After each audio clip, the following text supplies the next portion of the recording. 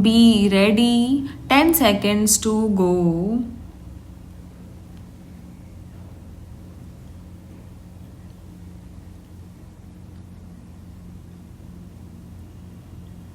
Start. Mr. Vice Chairman, sir, the purpose of this piece of legislation is to amend the Payment of Wages Act 1936. Sir, Section 6 of the original Act talks about wages to be paid in current coin or currency notes. It says that all wages shall be paid in current coin or currency notes or in both. This is what the original Act says. This Act was amended in 1976 by inserting one clause that the employer may, after obtaining the written authorization of the employed person, pay him the wages either by check or by crediting the wages in his bank account. This is what the amendment says. Now we are trying to amend this act further. The present amendment says all wages shall be paid in current coin or currency notes or by check or by crediting the wages in the bank account of the employee, provided that the appropriate government may by notification in the official gazette specify the industrial or other establishment the employer of which shall pay to every person employed in such industrial or other establishment the wages only by check or crediting the wages in his bank account. Sir, while discussing this amendment, we should keep in mind certain other factors also. The minister must clarify whether it is applicable to only organized sector or it is also applicable to the informal sector or the unorganized sector. The minister should make this clear. If it is applicable to the unorganized sector, then what is the preparedness? Are we in a position to implement this amendment? Parliament can pass this, but Parliament should be realistic. Can it be implemented at this given point of time or in the coming period?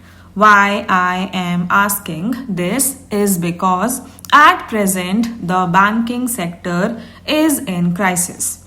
What is the condition of rural banks? Are rural banks effective? Do they have network across the country? Please try to convince us. Convince the parliament because you have taken the route of ordinance.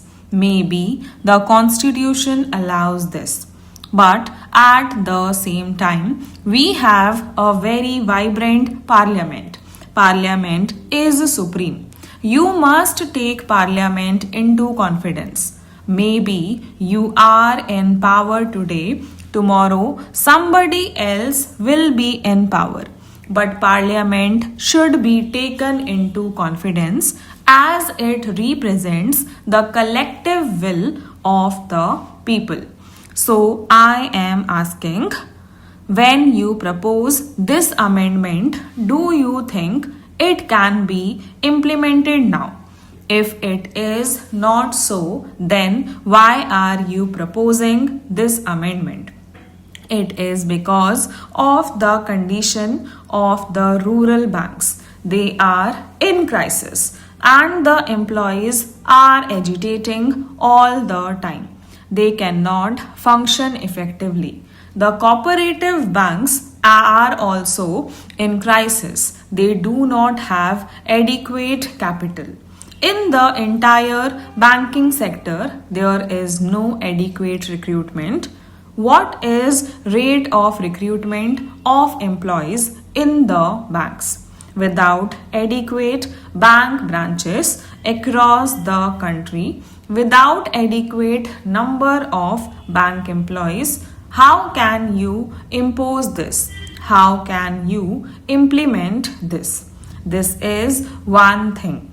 The other is, if it is applicable to unorganized sector, there are problems. One is of agricultural workers. There is a demand. It is an old demand. I repeat it. The demand is the agricultural workers want a central legislation so that they get identity, they get all social security benefits, everything. But we do not have a central legislation for agricultural workers. How long can we continue like this? There is no legislation to cover a substantial working population of our country, that is the agricultural workers. Look at the living conditions of agricultural workers in this country. I am not bringing other social factors. I am bringing the economic factors. What is their wage? What is their pension? Whether they have homes, houses to live in, and what social security have they got? So, why can't you think of bringing a central legislation for agricultural workers? Now, I am raising another issue which is related to migrant laborers. They move from one state to another. My colleague from Uttar Pradesh was mentioning that Uttar Pradesh workers are migrating to other states. But I keep seeing workers from Odisha, from Bengal, from Bihar working in Tamil Nadu, Kerala, and several other parts of the country. Now, do these migrant workers have adequate protection? Sir, the unorganized workers do not have identity cards. That itself is a problem. They shift from one job to the other job according to the availability of job. They move from one profession to other according to availability of that employment. They are migrant laborers. They are not even able to exercise their right to vote because they do not have their proper migrant worker card, identity card. The Labour Ministry must have come across this problem. I keep meeting several social organizations and civil societies. They all raise this issue. Sir, after a big struggle in some states, the construction workers get that identity card as construction worker.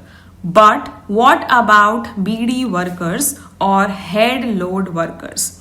There are problems, sir. Some unions give it. Stop.